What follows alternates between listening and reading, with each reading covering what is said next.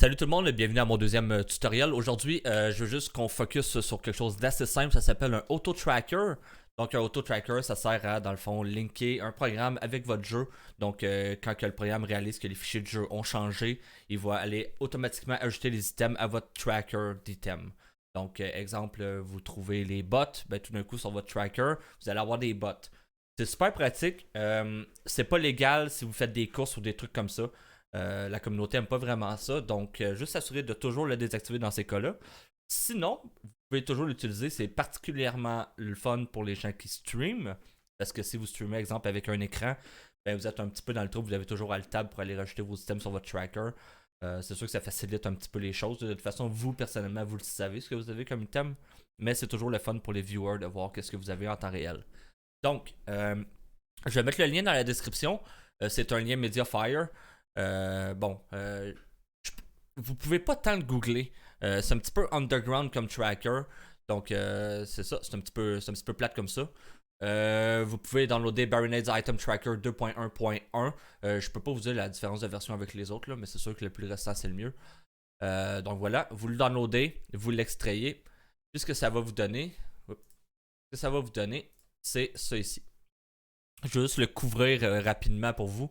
Premièrement, il faut savoir qu'il faut runner le programme en tant qu'administrateur. Donc, quand vous l'avez sur votre bureau, je vais le mettre sur mon bureau en haut, il n'est pas sur le bon écran. Baronades, c'est où? Ah, c'est vrai, il est dans un dossier. Donc, vous avez votre dossier, on l'ouvre. Celui-là ici, il fonctionne, ok? J'ai rushé vraiment longtemps. Il faut juste right-click, run as admin. Et encore une fois, ça va bypass votre sécurité. Donc, émulateur.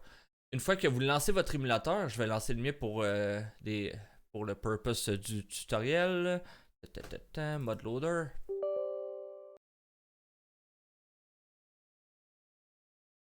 Parfait. Donc, j'ai mon émulateur ici. Je vais aller prendre ma partie. J'ai pas vraiment de mode, blablabla. Bla, bla, bla. Si jamais vous savez pas comment installer l'émulateur puis tout, j'ai un tutoriel pour ça. Je vais aussi le linker en dessous. Donc, disons que j'ai mon jeu. Right? Pour absolument refresh, aller chercher la révision qui est faite justement avec le nom ici en haut de votre fenêtre. À noter que si vous êtes là-dedans et vous n'avez pas encore été actif sur la fenêtre, il apparaîtra pas dans la liste. Donc il faut absolument cliquer dans la liste, revenir sur le tracker, on clique refresh, on choisit lequel des deux jeux que c'est, on fait attach to process, on a la confirmation attached. Ça veut dire que quand vous allez dans Ocarina, comme ça c'était une partie de training, fait que j'ai tous les items là, mais vous avez tous les items ici, ils vont apparaître au fur et à mesure. À savoir c'est que premièrement vous avez un bouton Go Mode ici. Lorsque vous avez tous les items pour compléter le jeu, vous pouvez cliquer dessus, donc c'est super pratique. Vous pouvez aussi aller dans les settings, vous avez une panoplie de settings. En partant le mode Dark Light, la grosseur de l'écriture, on s'en fout un peu. Ce qu'on se fout moins, c'est ici, donc vous allez avoir les items de 3DS de base pour je sais pas quelle raison. Donc on veut changer ça pour 64, sinon vous allez voir, là, je vais vous le mettre juste pour que vous voyez. Là. Ici c'est le Rumble Pack, ça ressemble pas du tout à ça. Les items ont tous les logos du 3DS. Oui, les items sont plus beaux, mais ouais, en tout cas c'est vraiment pour vous. Là. Personnellement j'aime mieux mettre les vrais logos du 64. Ici les OOT Altstone, ça va juste faire. Vous voyez les médaillons ici sont quand même petits. For some reason quand on coche ça, sont vraiment plus gros. J'aime mieux ça pour mon stream. Smooth texture, blablabla. Minimum amount, je sais même pas à quoi ça sert, je vais les cocher. Vous allez voir là, exemple, je pense les Bumchoo, il va y avoir de quoi d'écrit en haut. Ouais, ok, c'est pour savoir c'est quoi le package que vous avez. Exemple, si vous avez juste un paquet de 30 flèches, ça va indiquer que vous avez 20 flèches, mais que vous avez jusqu'à 30 flèches de disponibles. Whatever, là, on s'en fout un peu parce qu'au bout du compte que t'as 30 flèches, ça reste que t'as le unlock quand même. EmuSave, je sais pas à quoi ça sert, il apparaît au milieu de l'écran, je l'ai caché, donc c'est le mot ici. Je sais pas du tout à quoi ça sert. Et finalement, les 3 points d'interrogation, ça ressemble à des P, là, mais c'est des points d'interrogation. C'est en dessous des médaillons. Quand vous cliquez, quand vous right-cliquez dessus, vous pouvez choisir lequel que c'est. L'affaire, c'est que les points d'interrogation servent à rien réellement. Parce que si vous le cochez, vous pouvez quand même aller le rajouter sans avoir les points d'interrogation en tout temps en dessous. Donc, personnellement, j'aime mieux ça comme ça, mais encore une fois, c'est vraiment propre à vous. Vous pouvez grossir ici la grosseur du Go Mode, là. Vous pouvez le mettre jusqu'à 5 si vous voulez. C'est un peu gros, là. Je trouvais que ça cachait, mettons, mon Strength Upgrade. Peut-être que les gens voudraient le voir si j'ai les Hover Boots. C'est pour certaines stratégies. Donc, c'est pour ça que je l'ai mis à 3 à peu près, là. Ça me permet de justement, quand je l'active, ben, au moins on peut encore voir c'est quoi les upgrades que j'ai disponibles. Finalement, il y a plusieurs skins. Si jamais vous voulez pas avoir le blue, green, grey, puis le genre de fond, il y a moyen de le cacher. J'ai travaillé un peu puis j'ai trouvé ça.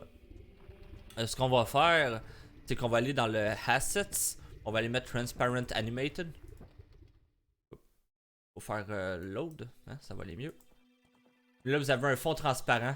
Ça fonctionnera pas gris. Ce que vous pouvez faire à ce moment-là, c'est aller changer la couleur du background. Donc, on va aller mettre, exemple, vert fluo, là, qui est le plus commun. L'affaire, c'est que vert est quand même une couleur populaire dans Zelda. Entre autres pour la tunique. Fait qu'il y a des affaires qui vont apparaître transparents. Mais vous avez un fond vert. Donc, après ça, dans votre dans votre OBS, vous pouvez aller rajouter un chroma key à la fenêtre et choisir la couleur vert, puis tout ce qui est vert va devenir transparent. Donc l'intérieur ici va être transparent, le contour va être transparent, le logo à l'intérieur, le médaillon va être transparent. Donc vert c'est pas la meilleure couleur, j'ai trouvé que rose fonctionnait bien. Fait que souvent si c'est ça que je veux faire, je vais aller me choisir un beau petit rose là, comme ça. Parce que rose, il n'y a pas grand chose de rose dans tout ça. Faut juste s'assurer que tout va bien fonctionner. La dernière chose que je peux peut-être vous parler, c'est la transparence. Donc semi-transparent. On va prendre un exemple sur le Skulltula. Donc ici, il est juste noir carrément. Si je le enable, il y a comme une semi-transparence là. Tu sais, il y a moyen qu'on voit quand même la texture de l'item en dessous. Là, on le voit pas en dessous. Je pense. Ah, c'est pas, j'ai changé la couleur. Habituellement, c'est cette couleur-là là, qui vous met de base un genre de gris pâle. Fait que ça vous permet de voir un peu c'est quoi. Je trouve. Je suis pas un fan. Pas un fan. Mais si jamais c'est ça que vous voulez faire, vous pouvez toujours. Donc voilà, c'était mon tutoriel. Juste pour vous montrer que ça fonctionne. Je vais aller me chercher un Skulltula, tiens.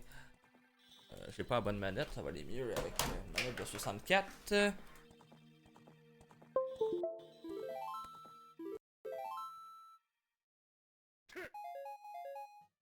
pense que c'était dans la Zora River. Ah, ok. Hop là. Ça lag un peu vu que je record en même temps, c'est pas facile. Touchez-moi pas! Ok. On va aller chercher la Skulltula dans le.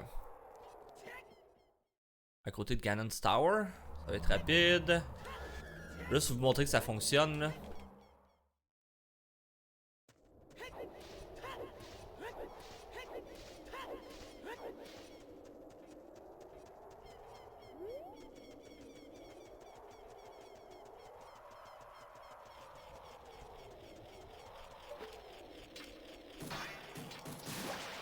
Donc vous pouvez regarder en ce moment, il est noir. Si je le prends, bam, il est de 1. Particulièrement pour les Gold Skulltula, je trouve ça magique parce que je les updatais pas au fur et à mesure. Je trouvais ça un peu inutile au fur et à mesure. Mais là, si t'as pas à le faire, ça vaut quand même la peine. Bref, fait que ça c'est l'auto-tracker. Si jamais ça vous intéresse, le lien est dans la description. J'ai aussi mis le lien vers l'émulateur parce que vous allez en avoir besoin des trucs comme ça. Fait que n'hésitez pas à lâcher un petit pouce bleu si ça vous a aidé. À subscribe à mon channel en espérant vous revoir bientôt. Salut!